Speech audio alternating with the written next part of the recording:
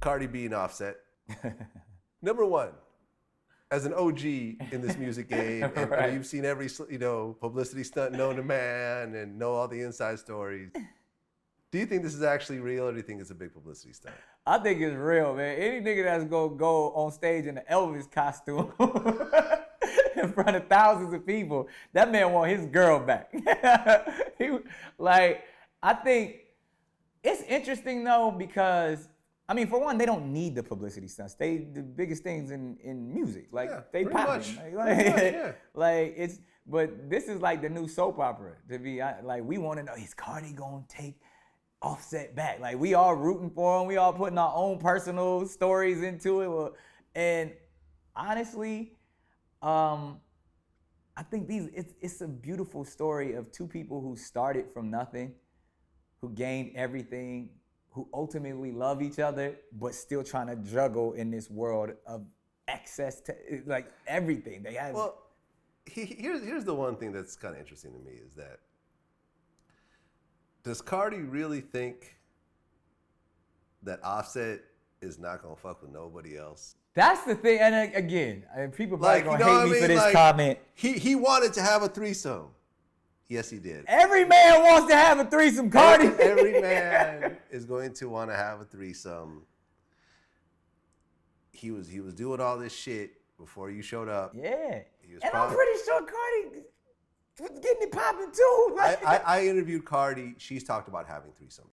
I had a threesome a couple of times, but when I do it, it's just only to satisfy my dude, to get cool points with my dude. But I never really enjoy it. I enjoy intimacy. So I enjoy intimacy with me and a girl. I enjoy intimacy with me and my guy. When it's the three thing, it's just like a show.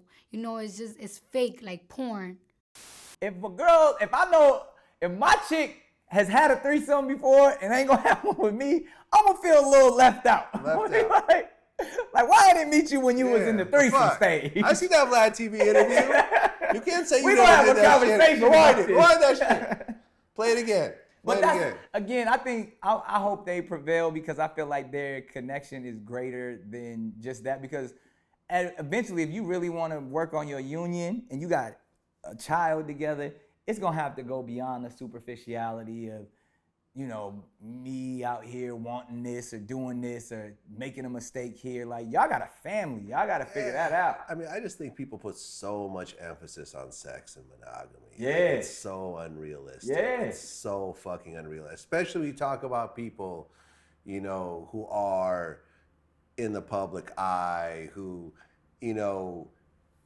men, women already know them way before they ever see them in person and so forth. They're doing shows. There's women that throw their panties on stage. You know how I feel about monogamy, man. I feel like monogamy is not natural. Yeah. It's look at every animal on the planet besides like penguins and seahorses. You know what I'm saying? Penguins and seahorses. They're the only monogamous creatures on the planet, man. And it's just like the other, it's just not. Our animal instinct is to be attracted to someone. Now, if you have the control enough to act on it, and it goes back to what I was talking about, the access to excess, it's real easy to bystep one chick, but when you got 50 coming at you, like Chris Rock said it, he was like, pussy gonna catch up with you at some point. Like, you can run from the pussy all you want, but it's gonna catch up with you. Well, I have a theory, and I'm sure I'm gonna get bashed for this, but whatever. My theory is,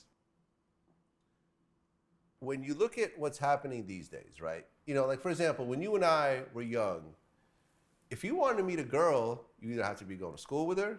Yep. Meet her at the mall. Yeah. Meet her. You had to actually have real interaction with her.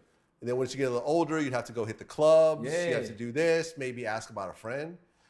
These days, between Instagram, all the Tinder apps, all you're now in a situation, men are in a situation where they have so much more access to women. Yeah. And I think that women have inherently lost that power of sex. It's so crazy. That they've held on to for hundreds of thousands of years, essentially. And I think that the Me Too movement is a power grab for some of the power that they've lost. Yeah. Now, I know people are going to get very angry at me, but I've talked to this I've said this to women, and they've actually agreed with me.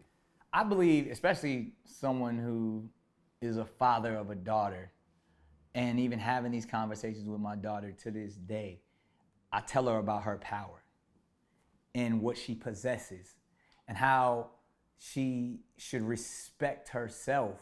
Again, she's 7 right now, so I can't get too graphic, but I try to go in as detailed as possible that there's gonna be so many people that want to leech your power away from you, who are gonna try to take this essence that you possess.